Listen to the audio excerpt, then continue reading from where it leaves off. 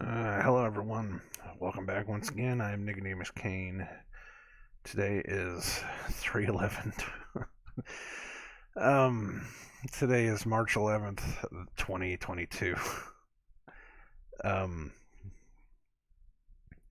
if there was a day where it seems like all of the numbers are catching up to me all at once, today is it. um, I am a little late getting into this. I am in so much pain right now. Um, I pulled something in my leg. Something's happening. I don't know what. It's either a pull or a strain, and I'm stretching it, and I'm doing what I can. I got a heat pad on it, but it is it is hurting. I am hurting. I'm hurting very bad. Um, so I am short on time. This will probably be a short video. Um, Today we will be doing Psalm 119. This is VAV. This is the sixth letter. In King James it says VAU, VAU, but it's VAV. Um, King James, man, what do you want? Even though it's a lot better than a lot of other ones out there, I'll tell you that right now. Um, as far as the VAV, boy, I could go into this. The VAV is a six letter. It says that it represents man. Man was created on the sixth day. What else was there? Man was created on the sixth day. He works for 6 days. On the seventh day, he rests. There will be 6 millennia before the coming of the Mashiach. Will there? Will there? I have yet to really find that anywhere. A lot of people do the 1 day equals 1,000, and there are 7 days, and because there are 6 days, and on the seventh he rested, and that's the 1,000. Again, I've said it sounds good on paper, but I have yet to really truly see any place where where it says 100%. Oh, hey, we're gonna get 6,000 years, and then on the 7,000th year, we're gonna. I have yet to really see that. Is it there? I don't know. I think. Uh, I don't know. You see things like the Jewish calendar, and we're on year what 5,800 and something, and we have so many years until the Messiah comes back. Where does it say it? Where exactly does it say that? Yeah, again, it preaches good and it sounds good, but I have yet to see it. Anyways, but then you get into the Beast of Revelation being identified as 606 six score and six, which is the number of a man, the number of his name. That's I have gone into it several times. Um, when people hear about, oh, it's the mark of the beast, they're looking for some grand, huge monster that's going to come out of the sea with seven heads and whatever. That's gonna be the beast. You're gonna be able to see it. It's gonna identify itself as I'm the grand beast. It's gonna have it written right on top of his forehead. Everybody look, But it's like, no, no, you're looking for a man. He carries the spirit of Antichrist. He carries the spirit of evil with him, but it's going to be a man. It's going to be a man-made system. The beast system is going to be a man-made system. It's going to be a system of man because man has turned against God. It is Satan that is corrupting man to turn man against God.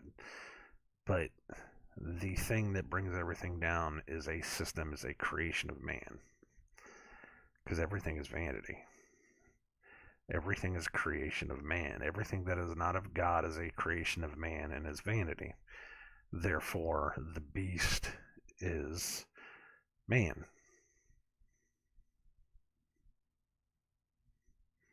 You get it? I've gone over this I don't know how many times, and yet every time I go out and look and I hear people talk about it, they're still looking for,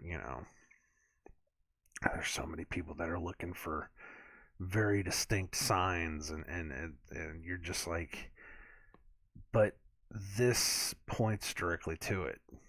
The ones that will say, oh well, the injections aren't it because that this hasn't happened and that hasn't happened and all this other kind of stuff, and I'm like, but it carries the number. It's an invention of man.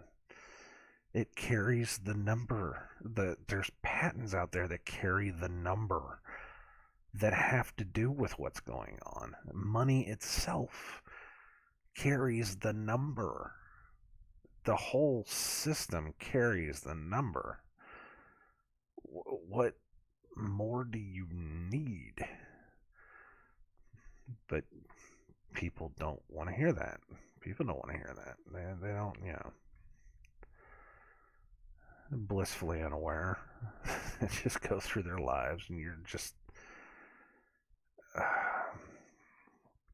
It boggles my mind sometimes to see people, go off about how they think that certain things are going to happen in the world, and they can't see what's right in front of their face. Oh, this is this and that's that. This is the thing that points out, and it's like, nah, man, you've already been in it. It's already been here. Just because you're seeing something that's right out in front of your face doesn't mean that, the magician isn't tricking you behind your back. The devil doesn't play fair. The devil has never played fair. But that's, man, I could go on and on about that kind of stuff. I really could. So let's read this before my leg hurts me any worse than it is. Because it's not bad moving around. That's it. I think it's a strain. I think it's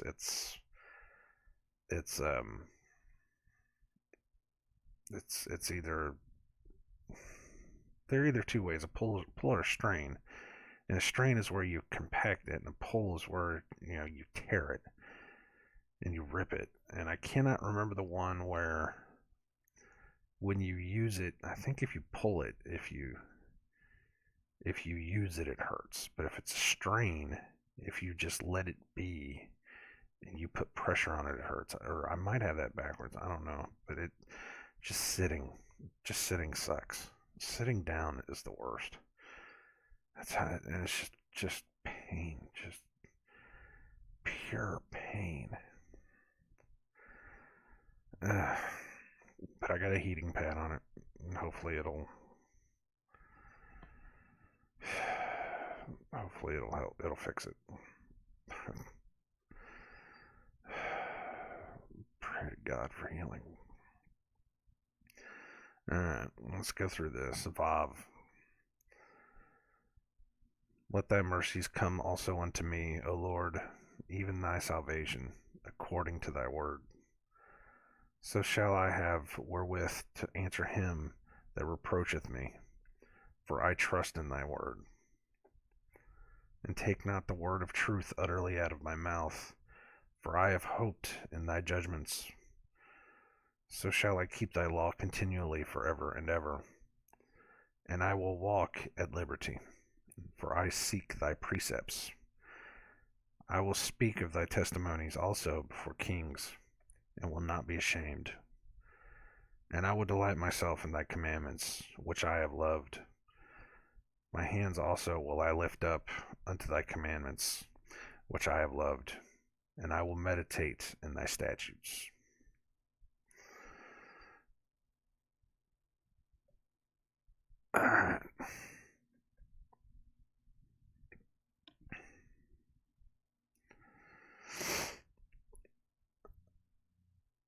VAV is the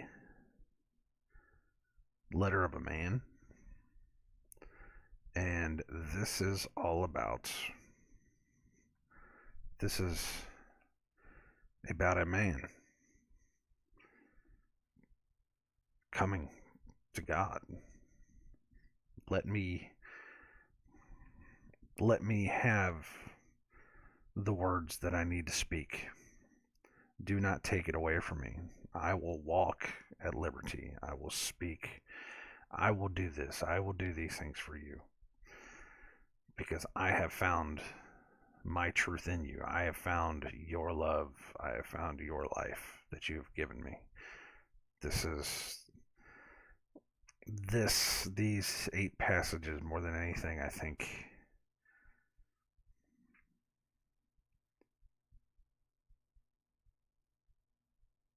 should be a prayer that we keep. Let me have your mercy, your words, your truth, so that I may walk in it. This is for us. These 8 verses are for us more than anything else, I think. So let's go through this again. Starting at the top. Let thy mercies come also unto me, O Lord, even thy salvation, according to thy word. Give me your salvation, Father. So shall I have wherewith to answer him that reproacheth me, for I trust in thy word. Give me the words that I need to say to answer those that come against me. Christ said, when they take you up, when they come to get you, do not practice what you're going to say when you get there, because I will give you the words that you need. I will give you the words to answer them so that you can stand in front of them and speak the truth of God. They will punish you for it, but you will have your words to answer them. If you do not answer them, if you do not speak up for the truth, then you will become one of them. They don't hurt people that they won't hurt the people that they think are on their side. They will only hurt the people that speak up against them. It's the same way it is right now out in the world, is that they are only hurting those people that are speaking up against. That's what cancel culture is. We don't like what you're saying, therefore we're just going to shut you down.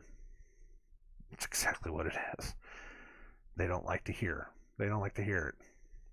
And it's only going to get worse and worse unless you do something about it. But when they take you up, and you know, put you in those places where you're not able to get out, and they ask you why, God will give you the answers so that you can answer them, because it's the sword of the Spirit. Christ comes back with a sword in his mouth, the sword of the Spirit. It's the words. This goes along with what we said yesterday about words having power behind them. You will have the power to be able to speak what the Father gives to you, and you can bring down mountains.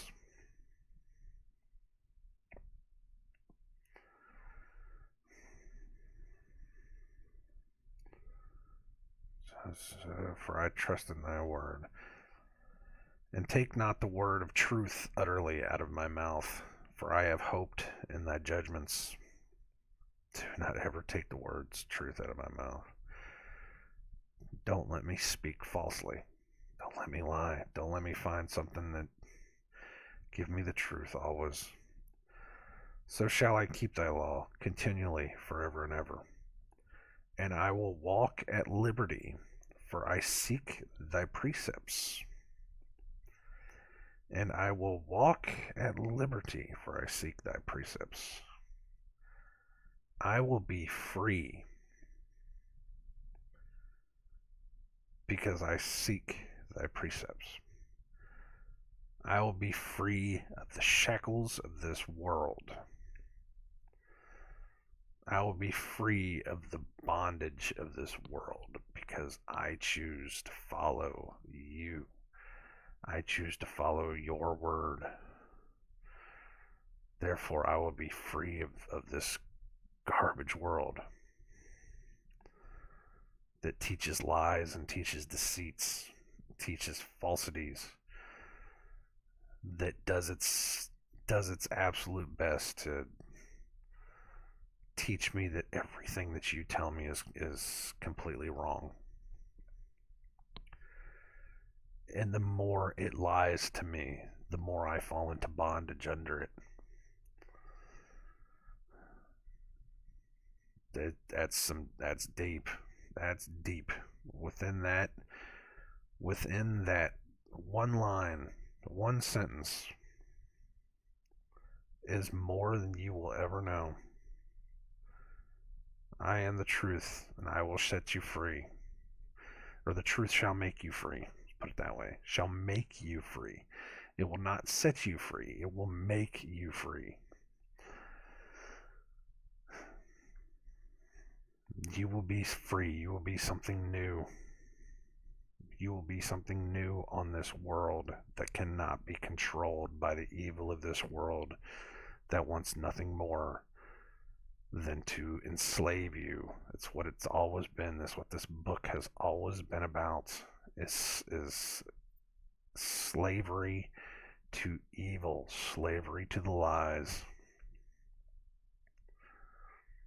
And God has said continuously, if you follow my words, follow my judgments, you will be free. You will be free of this place. You will walk free.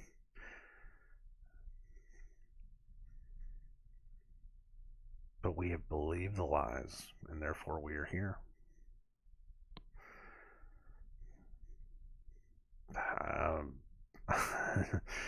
I I know I said it somewhere before that to rebel against tyrants is to obey God, and that's still true. Is that we fight against the principalities and the powers of evil and all that stuff. And we do not have to submit to their will. But people do it all the time just to get along, just to get through, just to get by. And that is not what the Father wants for us. It's not what God wants. He wants us to live differently. But people think that if you go along to get along, you'll be okay. But that is not what he wants. He does not want you to mix with evil. He wants you to be separate, set apart.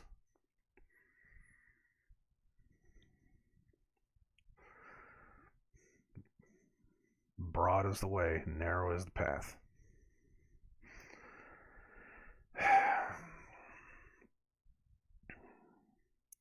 I will speak of thy testimonies also before kings, and will not be ashamed.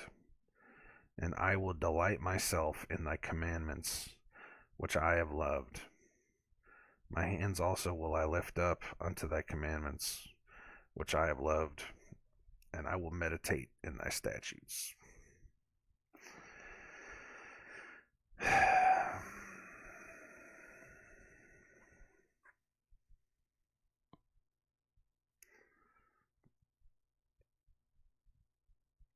And you see it time and time again in the book, in the Bible, of all of these prophets, all of these people that everybody likes to point back to and say, oh look, God bless them because they went off and they did this and they did that, and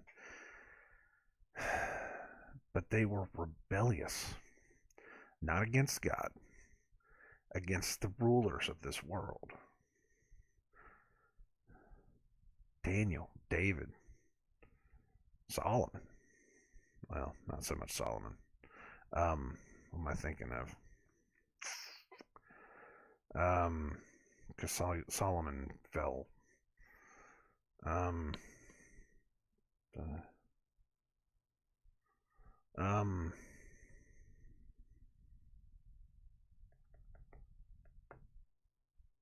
Samson. There you go. Sheesh. All of them. Yeah, Abraham. you know, even Lot did not submit to the will of the people of this earth. Christ didn't submit to the will of this earth. Paul, Peter, John, name them. Name them out. None of them submitted to the will of this earth. They submitted to the will of God. And people want to turn around and say that Paul tells us that we're supposed to. Yeah, but then Paul isn't practicing what he's preaching. No, no, I've gone through this before too. No, he was telling his people to stop what they were doing because they were getting murdered wholesale. They were just, there was going to be nobody left, and he told them just to stop for a second.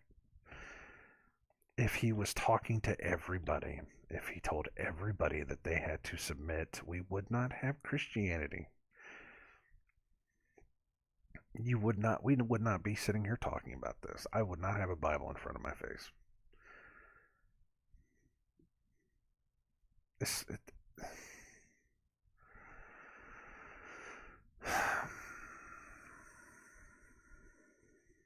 that's so hard to convince people of that too. We're supposed to turn the other cheek.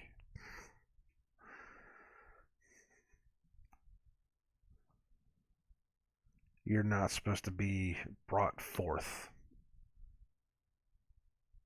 to anger. You're not supposed to be brought forth quickly to anger.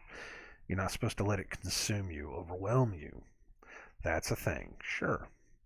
But you're not supposed to submit yourself to the wills of this world. If someone tells you that you're supposed to, if they still instill a law that says that adultery in any way, shape, or form is legal, if somebody says that it's required, would you go along with it?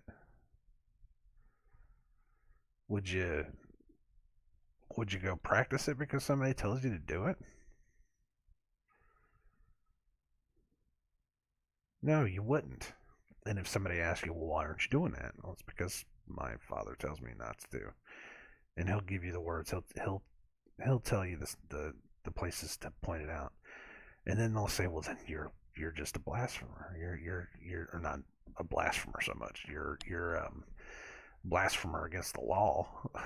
you're you're being rebellious against the law. That's what the law says, is that you're supposed to do all this. And it's like, well, no, my God tells me not to.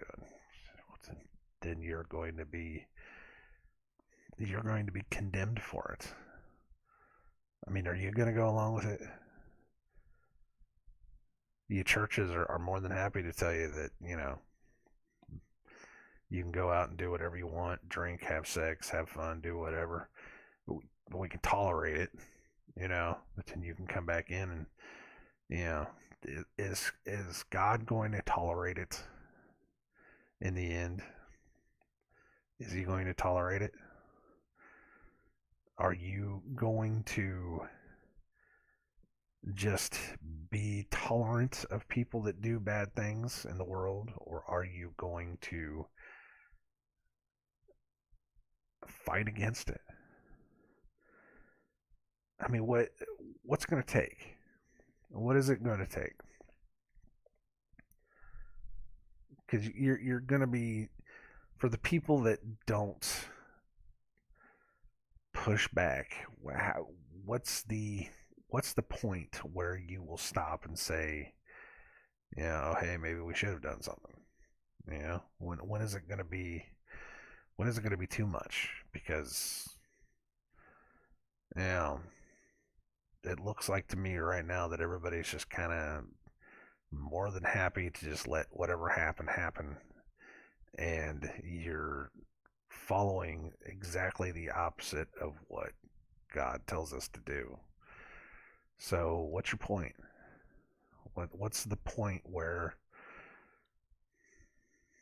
you start saying no?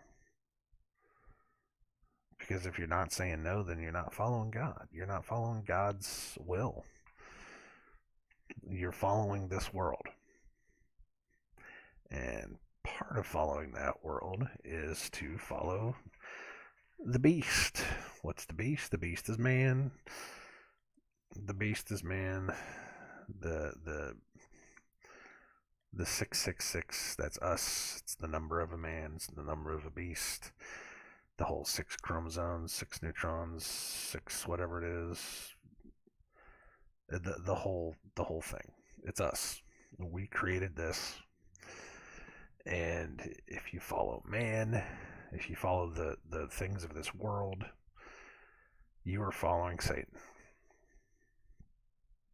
If you follow God, if you follow the Word of God, if you follow the testimonies of God, if you follow the law of God, you are going to rebel against this. And if somebody tells you no, and you follow along with that, then you are rebelling against God. It will be official. So what's it going to be? What's it going to be? It's got to be one way or another. I am just as guilty, and I've said that before. I'm just as guilty. That's something I have to work on myself. But I'll tell you what, if there's something that God tells me not to do, and this world tells me not to do, at this point, I'm not going to do it. I have to stand firm, and I have to do what I have to do. So I don't know what else to say. I don't know what else to say. So the VAV, the 6 letter, which is, it looks like a hook.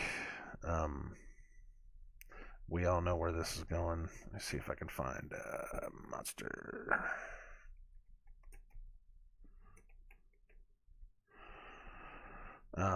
We've all heard this one because it's right there in front of our face.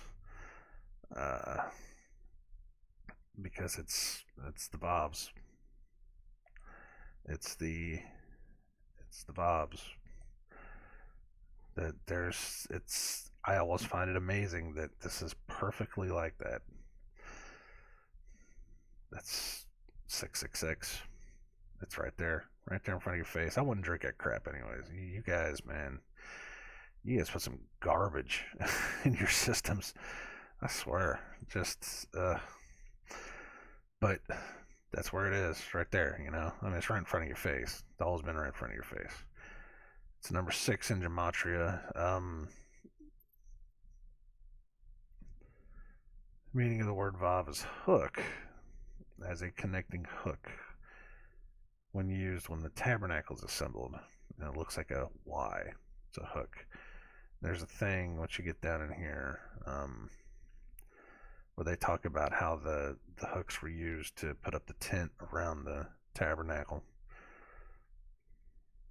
The curtain that encloses it, because you're not supposed to be able to see. You don't need the curtain anymore. The veil was ripped in half. That was part of the whole thing, is that the veil was torn asunder, which means that you can access God anytime you want to. You don't need to have somebody access God on your behalf. Before, you needed to have a priest that could go into the tabernacle to talk to God directly. There had to be somebody there. Why? I there was a reason, and somewhere in the Torah there was a reason. I can't remember what it was. But when Christ died, the veil was ripped in half. That means that everything was open for everybody to see. All you had to do was open your eyes, pray, believe. That's all you had to do. So that once you see that, once you find the truth for yourself, you don't need to have somebody to go into the enclosed area where only the priests could go. You can do that. You can pray directly to God now. You can give yourself over directly to him. Some people don't understand that either. It's very strange to hear some people, still say, "Oh, you need to have such and such to be able to." I mean, um, is it the Jehovah's Witnesses that have rewritten the book to be able to say that you still need to have, somebody teach you if somebody's not teaching you? I think I even talked to somebody that said that too. You need to make sure that you have somebody teach you. I'm like, no, I don't. I can read the Bible for myself. I can ask God to give me the understanding of the Bible. If there's something in the Bible that doesn't match with what you're saying, then we can talk about it. But you have to be able to prove it to me 100% that I can find it for myself. Because I don't need to have somebody in between. I am good. That's why the veil was ripped open, so that anybody can find it for themselves. That's part of this whole process. So anyways, there's a lot of stuff talking about how the VAV is used inside of the Torah, how it was used to mark the beginning of columns, and how the Torahs were supposed to be written in a very specific way, which is interesting. But then it was talking about this the belly of the Torah, which there is an oversized VAV that marks the center of the entire Torah, and I actually went to it, and I think it's extremely interesting that when they're talking about this, 1142, when they're talking about this, it is talking about what foods to eat and what foods not to eat. I just find that fascinating. Because, I can... What am I doing in Deuteronomy? I'm Leviticus, man. Come on. What am I doing? I find that interesting, though, that they... when they say that there is an oversized VAV in the middle of the Torah, in Leviticus 11:42, whatsoever goeth upon the belly, and whatsoever goeth upon all four, or whatsoever hath more feet among all creeping things that creep upon the earth, them ye shall not eat, for they are an abomination. I find this so interesting, especially now that the powers that shall not be, that should not be, the rulers of this world tell us that we won't be able to eat meat anymore because eating meat is bad for the quote-unquote planet. It's probably the first time I've used that word in months upon months. It's amazing how you just don't use the word anymore when you don't believe it. But because meat is killing the earth, it's just the most asinine thing in the world, we are all going to have to wind up eating bugs, using less energy, using less gas. We're not going to be able to go anywhere. We're not going to own anything, and we're going to be happy. But we're going to be eating bugs if we're not eating each other. Yes, there's been somebody out there, if it was Denmark or Sweden, one of the two, somebody actually came up with the idea of just grinding people up and eating them. Yes, this is an actual thing they're talking about. But the biggest one is eating bugs. That all processed, all quote unquote meat, impossible meat, will be bugs, because bugs are protein. The very dead smack middle of the Torah, which it says there's an oversized VAV right dead smack in the middle, belly of the beast. The belly of the beast is inside of Leviticus 11:42. It's numerologically insane. It's an 11:6 if you want to get into it. 11:42. Whatsoever goeth into the belly, and whatsoever goeth upon all four, goeth upon the belly, goeth upon all four, and whatsoever hath more feet than all creeping things. And we are talking about creeping things here. Because when you say goeth upon the belly, you're thinking of a snake, and whatever goeth upon all four, which, you would think, oh, well, they're talking about it. No. They're talking about the creeping things. They are talking about snakes for that. And, excuse me. Wow, we'll hiccup there. Snakes, frogs, bugs. All this shit we're not supposed to eat. And it's right there. Right in the middle of the book. I just found it interesting.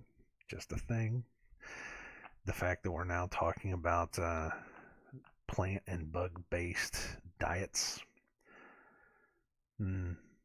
At the very end of the book, it's either Paul or Peter starts talking about how it's Paul, I think, where it says we cannot judge. We are not allowed to judge other men based upon what we eat. It gets specific to the point where it says, "Let no man."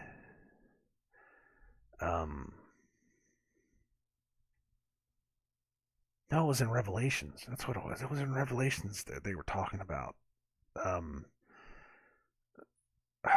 I wish I could go directly to it. I don't remember where it is. It would take me longer to find it, and I am running out of time. Where it was talking about meats, about, the people were forced to not eat meat or something. I can't remember where it is. Revelations is such an interesting book, dude. I'll tell you that right now. You go through Revelation, it's just like, wow. But there was something in here that pointed to vegetarians, pointed to the people that could not have real food, that they were starved of real food. And it alluded to the fact that they were eating plants. Something like that. Something crazy like that. And it's like, man, that's close. That's close to home. It's a little too close to home, but it's one of those things. And it goes on about, VAV is a picture of a man created on the sixth day. He works for 6 days. There's the 6 millennia. That's what I was talking about. The beast is the number of a man, is identified as the number of a man because it's a man. Because anything that is against God is man. You got some other stuff in here. I can't go into it. I'm running out of time. I should probably have saved this. I should have probably saved this for another day whenever I had more time, but I don't. I am a little disappointed. My basement is not drying out the way that I want it to. I just went down earlier to check, and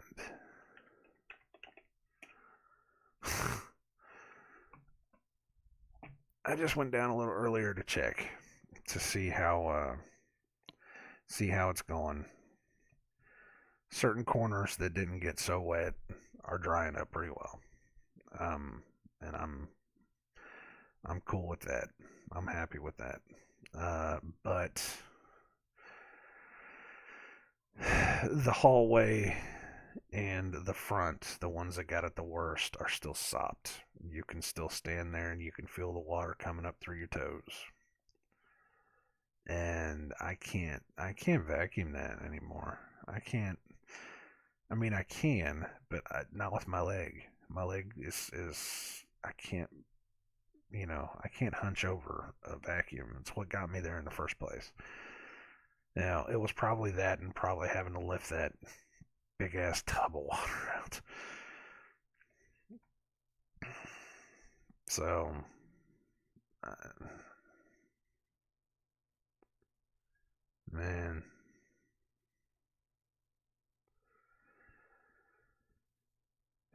I don't know. I don't know. It's been a it's already been a hard day. I have not even started my day. It's already been a hard day. Like I said, my leg is killing me. The heat pad is doing its job, which is nice, but I'm hurting. Today is not a good day. So, with that all being said, thank you guys for coming around. I am going to have to start logging in. Today is, like I said, 311. 2 years ago, you let the evil, demented rulers of this world destroy your lives. They're continuing to destroy your lives, and it's just going to get worse and worse until you fight back. Fighting back against tyranny is not rebellion against God. It's not. Fighting against tyranny is obedience to God. But, you know, nobody wants to hear it because everybody's happy with their bread and circuses. As long as you can get your tax money back and go out and buy your precious little things, nobody worries.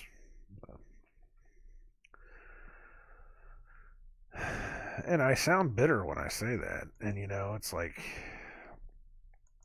man, I grew up with veterans, older veterans that understood that you had to fight for what you had. And when I look out in the world and I see people just sitting on their hands doing absolutely nothing, all I can think of is, you know, self inflicted. You want to bitch and moan about gas prices, bitch and moan about politics, bitch and moan about taxes. It's all self inflicted. You had the power to be able to stop it, but you didn't. So, um, outside of that, I ain't got nothing. I gotta get off here, like I said. I can get to work. Thank you guys for coming around. God bless you all. Take care of yourselves. I could use some prayers, guys. I could really use some prayers. I don't ask. I don't ask too often. I really don't, because usually I can take care of things by myself. But the basement situation has led to me getting hurt, and me getting hurt is affecting me, affecting me in ways that I couldn't even put my shoes on this morning. I couldn't get a shoe over my foot this morning. I did eventually. I had to really really suffer through it, but you know, I need healing. I really do. Thank you guys. I shall talk to y'all later. Take care of yourselves.